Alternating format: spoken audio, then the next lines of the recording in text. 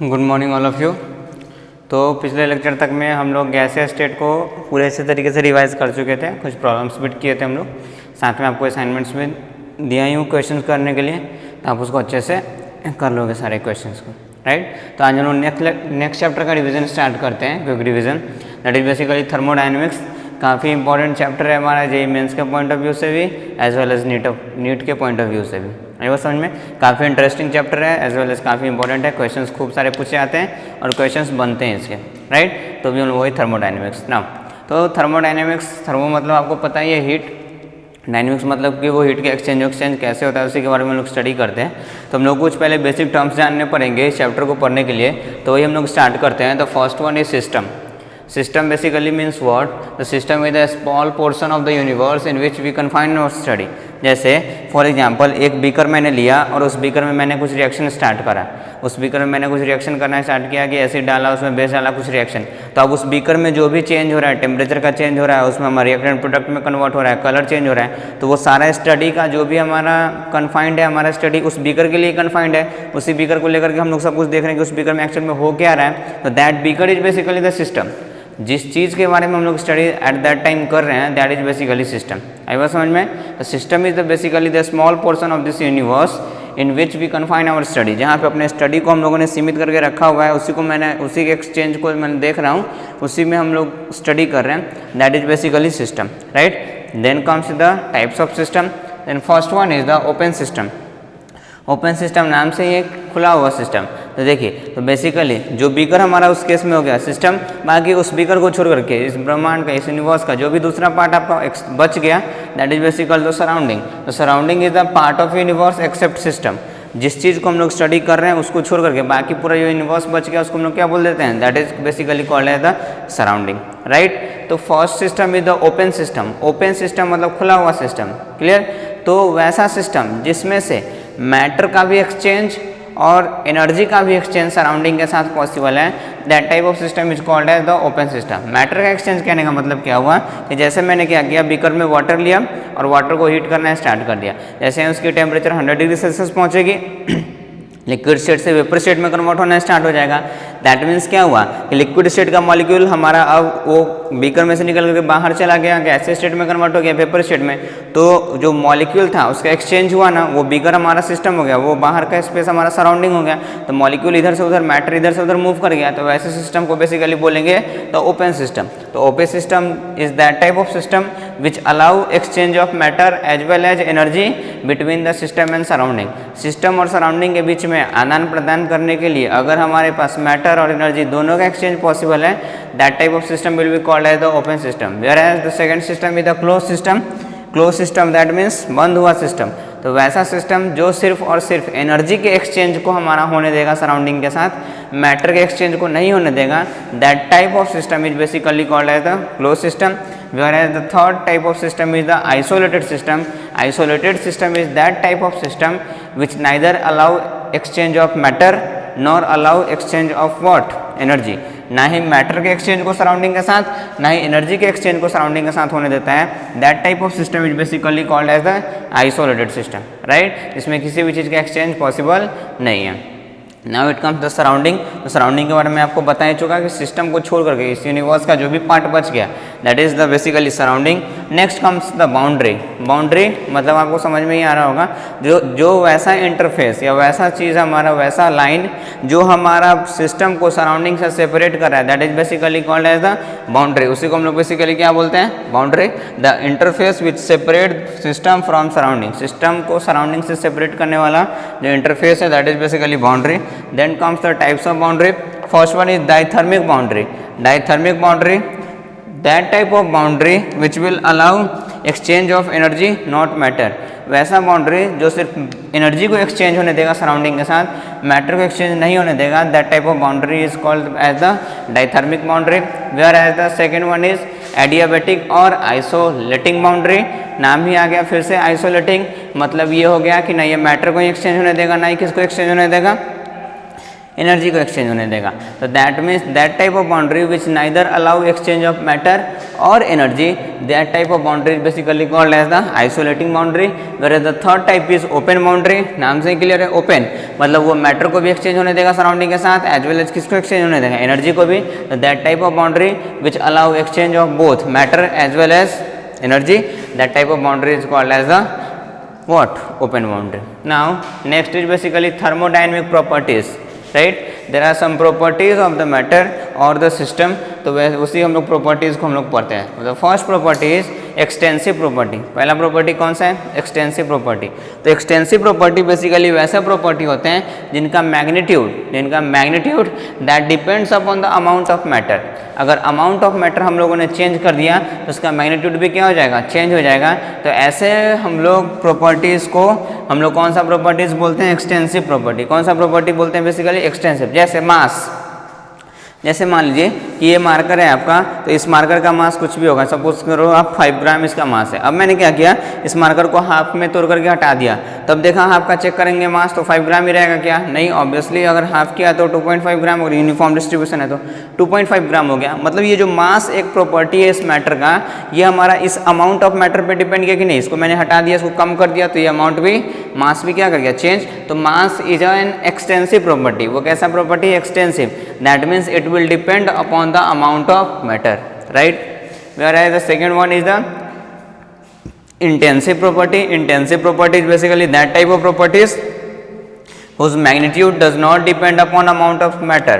Matter के amount पर जिसका मैग्नीट्यूड डिपेंड नहीं करता है. जैसे फॉर दिस, अगर इस मार्कर की मैं बात करूँ, उसका टेम्परेचर को मेजर करूँ, तो फिलहाल सपोज कर लीजिए कि इसका temperature is 30 degree Celsius, right. अब इसको मैं हाफ पार्ट में तोड़ करके हटा दूँ, फिर हाफ पार्ट का टेम्परेचर मेजर करूँ, तब भी उसका हमारा क्या होगा, temperature will be the same. Temperature तो चेंज नहीं करेगा. That means temperature is the intensive property. That is it does not depend upon the amount of matter, right. Now the next term is state variables, या फिर बोलते हैं इसको state functions और point function. देखिए, that type of property of the system, system का वैसा property जो पार्टिकुलर पॉइंट या पार्टिकुलर स्टेट पे सिर्फ डिपेंड करता है, या ये नहीं कि पाथ पे डिपेंड नहीं करता है. दैट टाइप ऑफ फंक्शन और that type of property is called as a state property, state function और पॉइंट फंक्शन, राइट. एग्जाम्पल्स में इसके हम लोग समझेंगे इसके आगे. जैसे property of the system which only depends upon the initial and final state of the system. वैसा सिस्टम का प्रॉपर्टी जो शुरुआत और अंत के स्टेट पे डिपेंड करता है, बाकी किसी भी चीज़ पे डिपेंड नहीं करता है. That type of property are called the state function. जैसे सपोज करो कि ये पॉइंट ए है, इस पॉइंट ए से पॉइंट बी की तरफ हम लोगों ने मूव किया. सपोज कि पॉइंट ए पे प्रेशर P1 है, वॉल्यूम V1 है, टेम्परेचर T1 है. पॉइंट बी पे प्रेशर P2 है, टेम्परेचर T2 है, राइट. तो कोई सा भी ऐसा प्रॉपर्टी, जैसे एक बार ए से बी हम लोगों ने इस लाइन के थ्रू गया स्ट्रेट, एक बार हम लोगों ने इधर से गया. तो अगर कोई ऐसा प्रॉपर्टी जो इधर इस पाथ से जाने पे, पाथ नंबर सपोज कर लो आपकी 1 है, जैसे पाथ नंबर 2, पाथ 1 और 2 दोनों में से किसी से भी जाने पे पॉइंट ए से पॉइंट बी में अगर उस प्रॉपर्टी का मैग्नीट्यूड का चेंज हमारा सेम ही है, दैट मीन्स वो पाथ पे डिपेंड नहीं किया, तो ऐसे फंक्शन को या ऐसे प्रॉपर्टी को बोलेंगे स्टेट फंक्शन. जबकि अगर कोई हमारा ऐसा प्रॉपर्टी है जो फर्स्ट पाथ से गया तो कुछ और आ गया, सेकेंड पाथ से गया तो कुछ और आ गया, that means that property will be called as the path function, right. That is it dependent upon the path, कि किस पाथ से हम लोग एक स्टेट से दूसरे स्टेट की तरफ मूव कर रहे हैं, राइट. तो सिस्टम का वैसा प्रॉपर्टी जो पाथ पे डिपेंड नहीं करेगा, किसी भी पाथ से जाओ उस प्रॉपर्टी का मैग्नीट्यूड हमेशा सेम ही होगा. That type of property is basically called as the state function. Whereas the next is the path function. नाम से ही क्लियर है पाथ, तो पाथ डिपेंडेंट हमारा properties of the system is basically called as the path function. जिसका example आपका work और क्या चीज़ है, हीट. वर्क और हीट हमेशा मेरा पाथ फंक्शन होता है. That means it depends upon path. अगर एक पाथ से गए तो कुछ और आएगा मैग्नीट्यूड, दूसरे पाथ से चले जाएंगे तो मैग्नीट्यूड कुछ और आ जाएगा उसके चेंज का. This function is basically the path function. दो एग्जांपल है वर्क एंड हीट. फिर स्टेट फंक्शन का है हमारा temperature, internal energy, enthalpy, entropy, Gibbs free energy. ये सब के बारे में आपको पता ही होगा, हम लोग आगे भी पढ़ेंगे, राइट. क्लियर. तो होप आपको चीज़ें समझ में आ रही होंगी.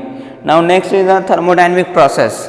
सिस्टम के साथ हम लोग कुछ प्रोसेस करते हैं और कौन कौन से टाइप के प्रोसेस हो सकते हैं वो हम लोग देखते हैं। First one is the isothermal process. अगर सिस्टम में हम लोगों ने कुछ भी चेंज करने की कोशिश की, कोई भी प्रोसेस, कोई भी रिएक्शन करने की कोशिश की, कुछ भी फिजिकल या केमिकल प्रोसेस करने की कोशिश की और इस कंडीशन पे की कि उस सिस्टम का टेम्परेचर में कोई भी चेंज नहीं आ रहा है, मतलब चेंज इन टेम्परेचर हमेशा उस सिस्टम में कितना है, 0, मतलब जितना टेम्परेचर इनिशियल में था फाइनल भी हम लोग कितना भी उसमें कुछ भी कर ले रहे हैं टेम्परेचर सेम ही रह जा रहा है, तो ऐसे प्रोसेस को हम लोग बोलेंगे आइसोथर्मल प्रोसेस। आइसो मतलब सेम, थर्मल मतलब क्या चाहिए हमारा, हीट, दैट मीन्स टेम्परेचर उसका। तो टेम्परेचर अगर हमारा ऑलवेज उसका सेम है that means change in temperature always कितना होगा, 0। टेम्परेचर ऑलवेज सेम तभी तो चेंज इन टेम्परेचर 0 होगा हमारा। तो चेंज इन टेम्परेचर अगर किसी भी हमारा प्रोसेस के लिए 0 आ गया तो that type of thermodynamic process will be called as the isothermal process. Whereas second one is the adiabatic process. Q represents heat, तो वैसा प्रोसेस जिसमें सिस्टम के हीट के कोई चेंज नहीं होगा, जितना हीट उसमें पहले था बाद में भी उतना ही हीट रह गया, दैट मीन्स हीट के अमाउंट में कोई भी चेंज नहीं हुआ, तो this type of process will be called as the adiabatic process. Where the third is the isochoric process. Isochoric that means volume का चेंज हमारा कितना होना चाहिए, 0। दैट मीन्स उस सिस्टम के साथ कुछ भी प्रोसेस हम लोग किए, वॉल्यूम जितना था पहले उतना ही बाद में रह गया, दैट मीन्स चेंज निकालेंगे तो फाइनल माइनस इनिशियल दोनों का मैग्नीट्यूड सेम है, दैट मीन्स 0। तो ऐसे प्रोसेस को बोलेंगे आइसोकोरिक।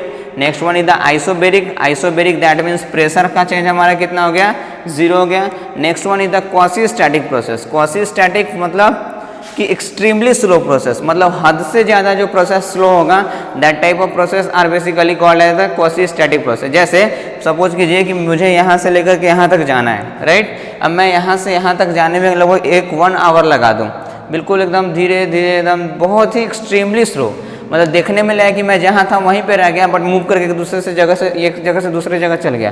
तो ये जो मैंने प्रोसेस किया this process will be called as the quasi static process. Quasi static मतलब एक्सट्रीमली स्लो, वैसा प्रोसेस जो देखने में आपको लगेगा कि कोई प्रोसेस हो ही नहीं रहा है बट एक्चुअल में वो प्रोसेस हो रहा होगा, that type of process is basically called as the quasi static process, right. Whereas the next one is the cyclic process. नाम से ही क्लियर है, साइक्लिक मतलब जिधर से चले थे वापस अगर उधर पे पहुंच गए हम लोग, मतलब जहां से घूमने के लिए निकले थे वहीं पे अगर वापस पहुंच गए तो that type of process will be called as the cyclic process. That means initial और फाइनल दोनों स्टेट उसका सेम ही है, जहाँ चला था वहीं पे पहुँच गया। Next one is the reversible process. नाम से क्लियर है, रिवर्सिबल। जैसे मान ली कि पॉइंट ए से हम लोगों ने पॉइंट बी तक गया, जैसे जैसे हम लोगों ने गया तो उसमें कुछ एनर्जी दिया होगा, कुछ ना कुछ एनर्जी रिलीज होगा, जो भी कुछ चेंज हुआ होगा। तो पॉइंट ए से पॉइंट बी पर अगर हम लोग गया और पॉइंट बी से वापस अगर मैं चाह रहा हूँ कि पॉइंट ए पे आ जाऊँ और जैसे जैसे मान लीजिए कि ए से बी जाने में हमारा एनर्जी रिलीज हुआ तो हम लोग क्या करेंगे, बी से आने में एनर्जी उसको उतना ही प्रोवाइड करेंगे और वापस से हम लोगों ने अगर पॉइंट ए पे ही पहुँचा that means that process is the reversible process. आई बात समझ में। और रिवर्सिबल प्रोसेस ऑलवेज कैसा प्रोसेस होता है, क्वासी स्टैटिक प्रोसेस। वैसा प्रोसेस जो एक्सट्रीमली स्लो कैरिड आउट किया जाएगा वही हमेशा रिवर्सिबल प्रोसेस की तरह एक्ट कर सकता है, जो बहुत ही ज़्यादा स्लो होगा। आई बात समझ में। अगर हमारा फास्ट प्रोसेस होगा तो वो रिवर्सिबल होने का चांस उसका बहुत ही कम होता है, राइट। रिवर्सिबल मतलब जिधर से चले थे अगर सेम हम लोग बैकवर्ड डायरेक्शन में मूव करना स्टार्ट करें तो सेम पॉइंट जहाँ चले थे वहीं पे पहुँच गए, that type of process will be called as the reversible. Whereas the next is irreversible process, मतलब वही बात, इरिवर्सिबल। चले थे हम लोग वापस से सेम डायरेक्शन में सेम मैग्नीट्यूड सेम एनर्जी के साथ मूव करना स्टार्ट किए बट अगर इनिशियल स्टेट पर नहीं पहुंच पाए that type of process will be called as the irreversible process. हमेशा जो फास्ट प्रोसेस होता है that is always the irreversible process, whereas the quasi static process are reversible, that means extremely slow process are reversible. और हमेशा ध्यान रखना है कि रिवर्सिबल प्रोसेस में सिंस हमारा जो सिस्टम है वो प्रोसेस जो भी कर रहा है वो काफ़ी ज़्यादा स्लो है, दैट मीन्स सिस्टम और सराउंडिंग के बीच में हमेशा इक्विलिब्रियम एग्जिस्ट करेगा, एनर्जी के फॉर्म में भी हर के फॉर्म में। आई बात समझ में। कोई भी प्रॉपर्टी के फॉर्म में हमेशा सिस्टम और सराउंडिंग के बीच में इक्विलिब्रियम रहेगा। Clear, okay.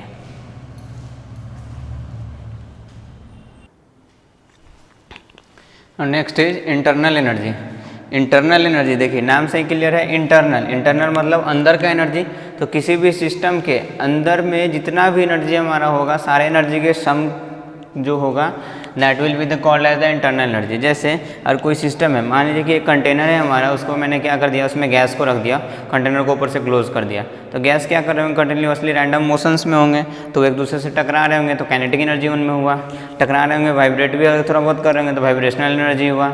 आई बात समझ में? तो डिफरेंट टाइप्स ऑफ एनर्जी, तो उसके अंदर में जितने भी टाइप्स ऑफ एनर्जी हैं, सारे एनर्जी का सम जो होगा that will be called as the internal energy. तो internal energy is nothing, it is simply the sum of all the types of energy present in the system. एक system के अंदर में जितने भी टाइप की एनर्जी खुद के प्रेजेंट है, सारे एनर्जी के सम को हम लोग कौन सा एनर्जी बोलेंगे, internal energy. That means internal energy will equal to kinetic energy, potential energy, vibrational energy, और भी बहुत सारे टाइप के होगा, ट्रांसलेशनल एनर्जी, जितने भी टाइप के एनर्जी होंगे सारे को सम कर देंगे तो हम लोग क्या कैलकुलेट कर सकते हैं उस सिस्टम का, इंटरनल एनर्जी। अब देखिए किसी भी सिस्टम का अगर हम लोग कैलकुलेट करना पड़ेगा इंटरनल एनर्जी, दैट मीन्स उसके डिफरेंट एनर्जी का हम लोग को मैग्नीट्यूड पता होना चाहिए। अगर उसके पास 100 टाइप्स ऑफ एनर्जी है तो सारे का एनर्जी का मैग्नीट्यूड पता होगा, तभी उसका क्या कैलकुलेट होगा, इंटरनल एनर्जी। तो ये प्रैक्टिकली पॉसिबल नहीं है कि exact value of internal energy किसी भी सिस्टम के लिए हम लोग पता करें, क्योंकि उसके लिए डिफरेंट टाइप्स ऑफ एनर्जी सारे का मैग्नीट्यूड पता होना जरूरी है हमारे लिए। इसलिए किसी भी सिस्टम के लिए हम लोग इंटरनल एनर्जी नहीं कैलकुलेट करते, change in internal energy calculate करते हैं कि अगर कोई प्रोसेस होता है तो उसमें इंटरनल एनर्जी का कितना चेंज है। चेंज कैलकुलेट करना आसान है, exact value of internal energy calculate करना आसान नहीं है। तो for any system exact value of it can not be calculated, hence it's change is calculated. इसलिए उसका चेंज हम लोग कैलकुलेट करते हैं, या तो इसको हम लोग डेल्टा यू से रिप्रेजेंट करेंगे, तो डेल्टा ई से, that will be the final internal energy minus what, initial internal energy, right. Internal energy जो है मेरा that is state function. State function मतलब सिंपली इनिशियल और फाइनल स्टेट पे डिपेंड करेगा, इंडिपेंडेंट ऑन पाथ, पाथ पे depend बिल्कुल भी नहीं करेगा। कोई भी साइक्लिक प्रोसेस हुआ, दैट मीन्स साइक्लिक प्रोसेस मतलब जिधर से स्टार्ट हुए थे वहीं पे आ गए, मतलब इनिशियल और फाइनल स्टेट दोनों सेम, दैट मीन दोनों इंटरनल एनर्जी इक्वल हो गया। तो चेंज इंटरनल एनर्जी किसी भी साइक्लिक प्रोसेस के लिए हमेशा कितना होगा, that will be equal to 0, right.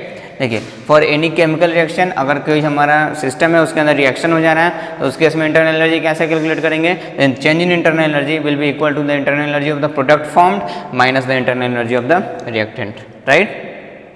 Next one is the enthalpy. Enthalpy हमारा होता है कि total energy content of the system, कि एक सिस्टम के पास अंदर का ही एनर्जी नहीं, बाहर के साथ भी वो अगर हमारा कुछ कर रहा है, एनर्जी का एक्सचेंज जो भी कुछ कर रहा है, तो पूरे उसमें एनर्जी का हमारा जो कंटेंट होता है that is defined as the enthalpy. Whereas internal energy is the intrinsic energy, अंदर वाला सिर्फ एनर्जी, राइट। तो इंथैल्पी जो होता है that is the sum of internal energy and pressure volume energy. Basically what is pressure volume energy, pressure volume energy is nothing, it is simply the energy which is stored or released when the system works। जब system work करेगा तो हो सकता है energy उसमें से release हो जाए या सिस्टम एनर्जी को क्या कर ले, एब्जॉर्ब कर ले। तो that energy is basically defined as the pressure volume energy. उसी एनर्जी को कौन सा एनर्जी बोलते हैं, pressure volume energy. That means the energy exchange during the working of the system, system के वर्क करने के टाइम पे जो भी एनर्जी का हमारा एक्सचेंज होगा that will be the pressure volume energy. तो ये टोटल एनर्जी कंटेंट को डिटरमाइन करता है, मतलब अंदर का तो जो एनर्जी हुआ सो हुआ, साथ में वर्क करने के साथ में सिस्टम का जो भी एनर्जी गेन किया लूज किया दैट विल बी उसका भी सम। तो H that is enthalpy, it is equal to internal energy plus pressure volume energy plus PV energy, right. तो एग्जैक्ट वैल्यू इसका भी कैलकुलेट नहीं कर सकते, क्योंकि एग्जैक्ट वैल्यू ऑफ हम लोग इंटरनल एनर्जी कैलकुलेट नहीं कर सकते, तो इंथैल्पी कैसे कैलकुलेट करेंगे, नहीं होगा। इसलिए इसका भी हम लोग चेंज निकालते हैं। तो change in enthalpy is equal to change in internal energy plus change in pressure volume energy. It is also an state function, ये भी कैसा फंक्शन है हमारा, state function. That means initial और फाइनल स्टेट पे सिर्फ डिपेंड करेगा। अब इस केस में देखिए H is equal to U plus PV। अगर हम लोग लार्ज चेंज लिखेंगे तो डेल्टा H, अगर स्मॉल चेंज लिखेंगे तो क्या लिखेंगे DH। तो DH will be equal to DU plus D into PV, right. अगर हम लोग इसको क्या करें, एक्सपेंड करें तो it will be DH is equal to DU। हम लोग A इंटू बी का डेरिवेटिव कैसे फाइंड करेंगे, तो A कांस्टेंट कर देंगे, B को डिफरेंशिएट कर देंगे, फिर B को कांस्टेंट कर देंगे, A को डिफरेंशिएट कर देंगे। तो DH is equal to DU plus P को कांस्टेंट कर दिए, B को डिफरेंशिएट कर दिए, तो PdV, और B को कांस्टेंट कर दिए, P को डिफरेंशिएट कर दिए, VdP, राइट। तो अगर हमारा मान लीजिए सपोज लीजिए कि वॉल्यूम हमारा कांस्टेंट हो गया, तो eight constant volume, volume constant मतलब वॉल्यूम का चेंज नहीं हो रहा है, that means change in volume कितना, 0। जैसे ही चेंज इन वॉल्यूम 0 मतलब ये वाला टर्म हमारा 0 हो जाएगा, that means small change in enthalpy will be equal to the small change in internal energy plus VdP। ये वाला टर्म तो 0 हो गया क्योंकि dV का वैल्यू 0। जबकि एट कांस्टेंट प्रेशर की मैं बात करूं तो pressure constant, that means pressure का कोई चेंज नहीं हो रहा है, that means change in pressure is 0, change in pressure is 0, मतलब ये वाला टर्म 0। तो small change in enthalpy will be equal to small change in internal energy plus PdV, right, clear. किसी भी केमिकल रिएक्शन के लिए अगर हम लोग को इंथैल्पी निकालना पड़ेगा उस रिएक्शन का, that will be equal to the enthalpy of product minus the enthalpy of reactant. आई बात समझ में। For any exothermic process that means energy is release. अगर कोई वैसा प्रोसेस हो रहा है जिसमें एनर्जी रिलीज हो रहा है, मतलब रिएक्टेंट से प्रोडक्ट बना और एनर्जी मान ली सपोज कि रिलीज हो गया, तो प्रोडक्ट का एनर्जी घट गया, तो प्रोडक्ट का एनर्जी घट जाएगा, रिएक्टेंट का ज़्यादा रहेगा, तो ओवरऑल एनर्जी हमारा चेंज कैसा आएगा, निगेटिव। तो एक्सोथर्मिक प्रोसेस के लिए इंथैल्पी का change is always negative, whereas for an endothermic process, endothermic मतलब जो एनर्जी को एब्जॉर्ब कर रहा है प्रोसेस होने के लिए, उसके लिए एब्जॉर्ब कर लिया, दैट मीन्स प्रोडक्ट का एनर्जी और बढ़ गया, मतलब ये वैल्यू हायर ये वैल्यू स्मॉलर, तो ये हमारा वैल्यू क्या हो जाएगा, पॉजिटिव। तो for any endothermic process change in enthalpy is always greater than zero, whereas for any exothermic process change in enthalpy will always be less than zero, zero से हमेशा क्या होगा, छोटा होगा, right. Next one is the specific heat.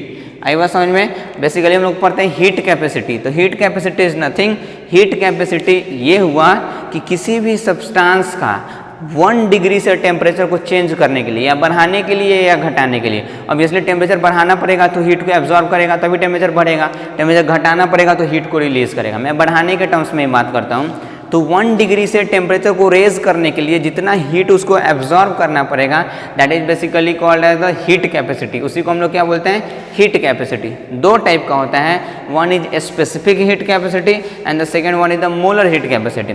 तो specific heat capacity, तो specific heat capacity is the heat capacity calculated पर unit मास, मतलब यूनिट मास 1 ग्राम के टेम्परेचर को 1 डिग्री से चेंज करने के लिए जितना टेम्परेचर का, जितना एनर्जी का रिक्वायरमेंट होगा, हीट का रिक्वायरमेंट होगा, that will be the specific. तो स्पेसिफिक मतलब पर unit mass and molar heat capacity मतलब पर यूनिट मोल। बाकी दोनों का मतलब वही है कि 1 डिग्री से टेम्परेचर को चेंज करने के लिए, रेज करने के लिए जितना हीट हमारा एब्जॉर्ब करना पड़ेगा, that is heat capacity. Specific heat capacity that means 1 degree से टेम्परेचर को चेंज करने के लिए कितना को, that is 1 gram of the substance को, unit mass of the substance के टेम्परेचर को 1 डिग्री से चेंज करने के लिए जितना हमारा हीट का एक्सचेंज होगा, that is called as the specific heat. मतलब ये पर यूनिट मास कैलकुलेट होगा, तो S that is specific heat is the heat exchange per unit mass to change the temperature by delta T, right. तो S is equals to Q upon M delta T, या फिर Q that is heat is equals to MS delta T, right, clear. Next one is the molar heat capacity. Molar heat capacity नाम से के लिए पर मोल के लिए, for 1 mole of the substance, अगर 1 डिग्री से टेम्परेचर को चेंज करने के लिए जितना हीट लगेगा, दैट विल बी या रिलीज होगा, that will be the molar heat capacity. तो पर यूनिट मोल, यहाँ पर यूनिट मास था, ये पर यूनिट क्या हो गया, मोल। आप निकाल सकते हो चाहोगे तो यूनिट स्पेसिफिक हीट का, ये तो आपका हीट हो गया, दैट मीन्स जूल एनर्जी, यहाँ पे M तो जूल पर ग्राम पर केल्विन और जूल पर केजी पर केल्विन, लाइक दैट। इस केस में तो जूल पर मोल, क्योंकि N फॉर स्टैंड्स फॉर मोल पर केल्विन, राइट, इस टाइप से। तो यूनिट से भी आप पहचान सकते हो कौन सा हीट कैपेसिटी दिया हुआ है, स्पेसिफिक हीट कैपेसिटी की मोलर हीट कैपेसिटी, राइट। जैसे इस केस में क्या यूनिट हो गया, तो हीट का तो हो गया आपका जूल, राइट, M का हो गया हमारा क्या चीज, मास। तो इसका अगर हम लोग ऐसा यूनिट में लें तो पर केजी, और चेंज इन टेम्परेचर मतलब पर केल्विन, राइट। जूल पर केजी पर kelvin is the unit of specific heat. जैसे मोलर हीट कैपेसिटी का, तो यहाँ पे तो ऊपर तो हो गया जूल, यहाँ पे पर मोल, तो जूल पर मोल पर kelvin is the unit of molar heat. तो यूनिट से भी आप पहचान सकते हो, पर मोल आ गया that means molar heat capacity, per KG per gram per milligram that means specific heat capacity, right. Any confusion, no sir. अब देखिए मोलर हीट कैपेसिटी हम लोग दो कंडीशन में पढ़ते हैं, एक बार जब हमारा वॉल्यूम कांस्टेंट होगा and second time when the pressure is constant. तो molar heat capacity at constant volume, molar heat capacity क्या होता है, तो 1 मोल के टेम्परेचर को 1 डिग्री से रेज करने के लिए जितना हीट हमारा रिक्वायर्ड होगा, that will be called as the molar heat capacity. अगर वही मोलर हीट कैपेसिटी हम लोग कांस्टेंट वॉल्यूम पे कैलकुलेट कर देंगे, that will be the molar heat capacity at constant volume. Represent किस चीज से करते हैं, CV, तो यहाँ पे हो जाएगा CV is equal to Q upon N delta T, right. तो Q जो कि हमारा कांस्टेंट वॉल्यूम पे है, हीट का एक्सचेंज एट कांस्टेंट वॉल्यूम, तो QV को क्या लिख सकते हैं, CV मतलब NCV डेल्टा टी। तो QV is equal to NCV delta T, ये फॉर्मूला ध्यान में रखेंगे। Second one is the molar heat capacity at constant pressure, that mean जब प्रेशर हमारा कांस्टेंट रहेगा, तो प्रेशर हमारा कांस्टेंट रहेगा, मोलर हीट कैपेसिटी मतलब 1 मोल ऑफ द सब्सटेंस के टेम्परेचर को 1 डिग्री से रेज करने के लिए एट कांस्टेंट प्रेशर जितना हमारा हीट का रिक्वायरमेंट होगा that will be the molar heat capacity. Simply इसमें हमारा प्रेशर क्या रहेगा कांस्टेंट, दैट मीन्स हम लोग यहाँ पे कांस्टेंट लेंगे तो सी हमारा क्या कम कन्वर्ट हो जाएगा Cp, तो यहाँ पे हीट का एक्सचेंज हम लोग लेंगे at constant pressure that is Qp, तो Qp it is equal to NCp delta T, तो Qp is equal to NCp delta T, right. Relation between Cp and Cv for any gas, किसी भी gas के लिए Cp और Cv का जो subtraction होता है that is always equal to R that is what gas constant, मतलब Cp और Cv को माइनस करेंगे तो हमेशा एक कांस्टेंट वैल्यू ही आने वाला है that is basically gas constant, right, clear.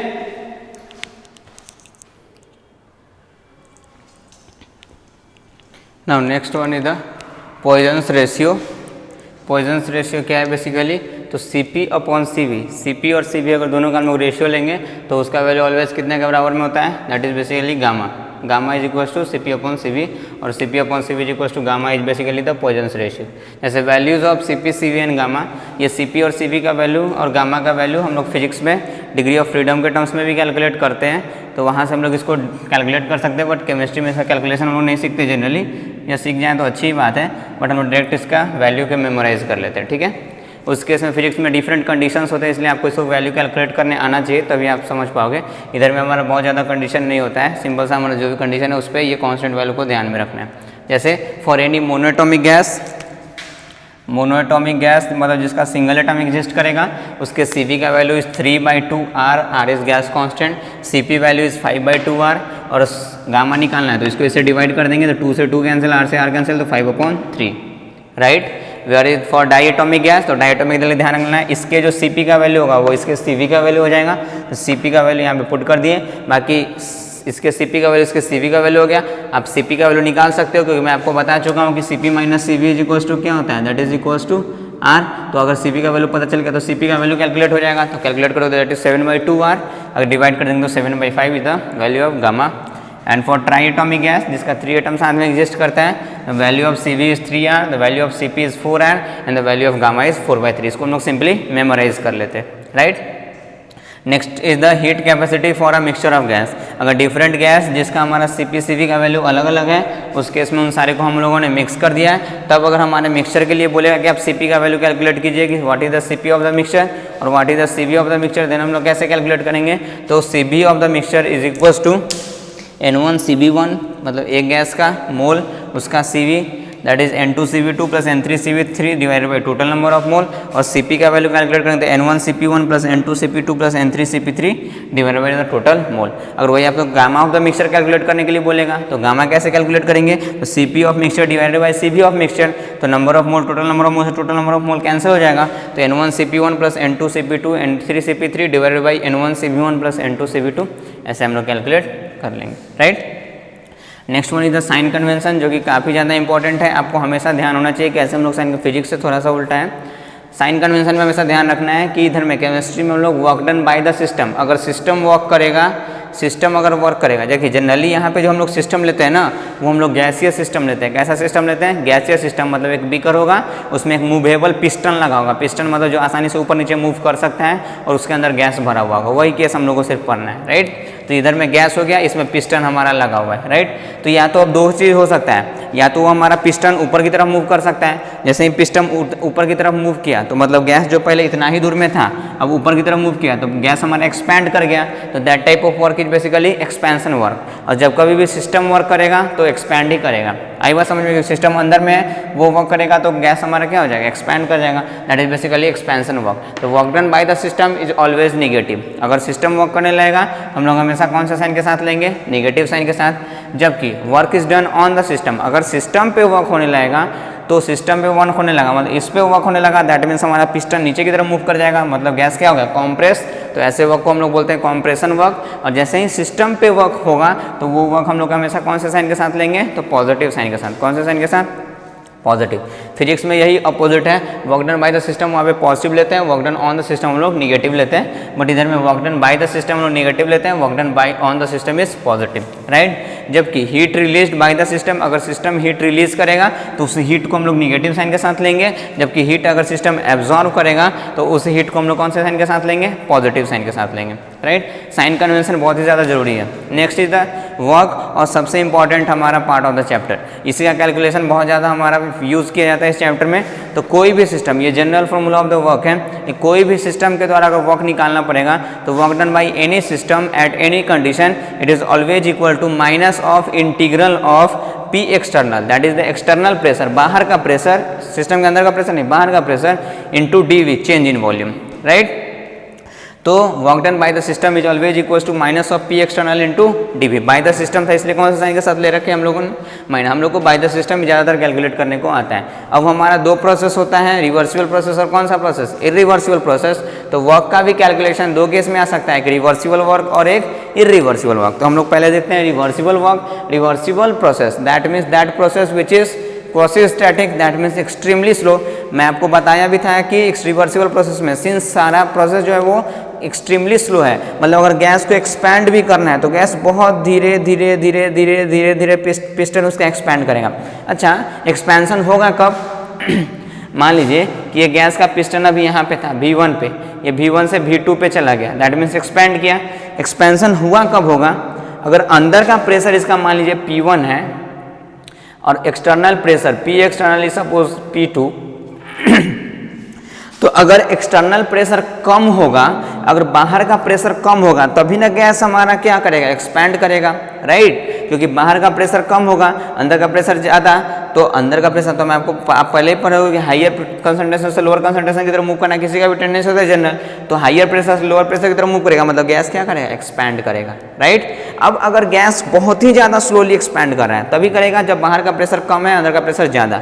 बहुत ज़्यादा गैस स्लोली एक्सपैंड कर रहा है, धीरे धीरे धीरे धीरे, मतलब बहुत ही एक्सट्रीमली स्लोली। दैट मीन्स हम लोग को देखने में लगेगा कि अरे यार पिस्टन तो मूव ही नहीं कर रहा है, जहाँ पे था वहीं पे है। पिस्टन अगर मूव नहीं करता हुआ दिख रहा है, दैट मीन्स बाहर का प्रेशर और अंदर के प्रेशर में डिफरेंस तो होगा लेकिन बहुत ज़्यादा डिफरेंस नहीं होगा। अगर बाहर का प्रेशर अंदर के प्रेशर से बहुत कम होगा तो पिस्टन एकाएक तुरंत ऊपर चला जाएगा और वहाँ तक जाएगा जहाँ तक बाहर अंदर का प्रेशर दोनों इक्वल ना हो जाए, राइट। समझ में आई बात? तो रिवर्सिबल प्रोसेस में क्या होगा, सिंस प्रोसेस काफ़ी स्लो हो रहा है, अगर एक्सपेंशन की बात करें तो धीरे धीरे धीरे धीरे पिस्टन हमारे ऊपर की तरफ मूव कर रहे हैं, जो कि देखने में रेस्ट की तरह ही लगेगा। इसका मतलब ये हुआ कि एक्सटर्नल प्रेशर और इंटरनल प्रेशर दोनों लगभग हमेशा सेम ही है, क्योंकि ऐसा नहीं होगा एक्सटर्नल प्रेशर बहुत कम होगा तो एकाएक पिस्टन इधर से इधर की तरफ एक्सपैंड कर जाएगा, लेकिन बहुत धीरे धीरे हो रहा है, मतलब लगभग बाहर और अंदर का प्रेशर लगभग सेम है।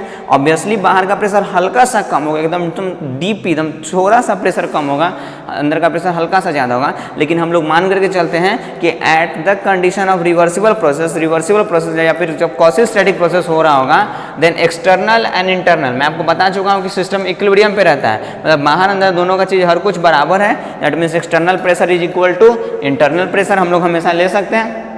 आई बात समझ में क्लियर? तभी तो दम दम दम बहुत धीरे होगा। Then work done by the system, और कैसा work, that is the reversible work. Work done by the system that is reversible, it is equal to minus of P external into DV. Since process reversible है तो P external कितना के बराबर में होगा, P internal. तो P external के जगह पे हम लोग पी इंटरनल को रिप्लेस कर सकते हैं, तो minus of P internal into DV, right. अब पी इंटरनल अंदर वाला प्रेशर किसके लिए प्रेशर है भाई, गैस के लिए है, तो गैस के लिए आइडियल गैस इक्वेशन हम लोग यूज कर सकते हैं, that is P V is equal to NRT, then P can be written as NRT upon V. तो इंटरनल प्रेशर को हम लोग एनआरटी अपॉन वी भी लिख सकते हैं इंटू डीवी। तो एक माध्यम हम गांठ बांध के रख लेना है, इन केस ऑफ रिवर्सिबल प्रोसेस के केस में external pressure and internal pressure is nearly equal, हमेशा कितना होता है, इक्वल ही होता है। जबकि irreversible process that is sudden expansion और सडन कंप्रेशन, अगर सडन एक्सपेंशन हो रहा है मतलब external pressure is very much less than the internal pressure, तभी तो एकाएक एक्सपेंशन हो गया। और सडन कंप्रेशन मतलब अंदर का प्रेशर काफ़ी कम है, बाहर का प्रेशर बहुत ज़्यादा, इसी एकाएक हमारा क्या हो गया, कंप्रेशन। तो fast process is basically the irreversible process, मतलब सडन एक्सपेंशन हो जाए या सडन क्या हो जाएगा हमारा कंप्रेशन, और सडन एक्सपेंशन या सडन कंप्रेशन। इस केस में ये हो गया कि हमारा एक्सटर्नल प्रेशर क्या है, फिक्स्ड, अगर उसके टर्म्स में इंटरनल प्रेशर अगर कम होगा तो सडन कंप्रेशन हो जाएगा, अगर हमारा इंटरनल प्रेशर ज़्यादा होगा तो एक्सपेंशन हो जाएगा। तो इस केस में इरिवर्सिबल प्रोसेस में P external is always constant, P external pressure हमेशा क्या लेते हैं हम लोग, कांस्टेंट। तो work done irreversible by the system क्या आएंगे, minus of P external into DV, और पी एक्सटर्नल हमारा क्या है, कांस्टेंट है तो इंटीग्रेशन के बाहर ले सकते हैं, तो it is minus of P external into integrate सिर्फ और सिर्फ किसको करेंगे, डीवी को। तो साइन कन्वेंशन हमेशा ध्यान में होना चाहिए। साथ में एकदम ये दो चीज़ गांठ बांध के रख लीजिए कि for any reversible process external pressure internal pressure are always constant, मतलब नियरली कांस्टेंट, वेयर एज हम लोग कांस्टेंट सेम मान करके चलते हैं, whereas in case of irreversible process P external is always constant, right, clear, okay. तो ये सब थी आपकी बेसिक थ्योरी। तो नेक्स्ट लेक्चर में हम लोग इसके साथ कुछ क्वेश्चंस भी करेंगे और साथ में थ्योरी को भी आगे मूव करेंगे। Okay, thank you so much.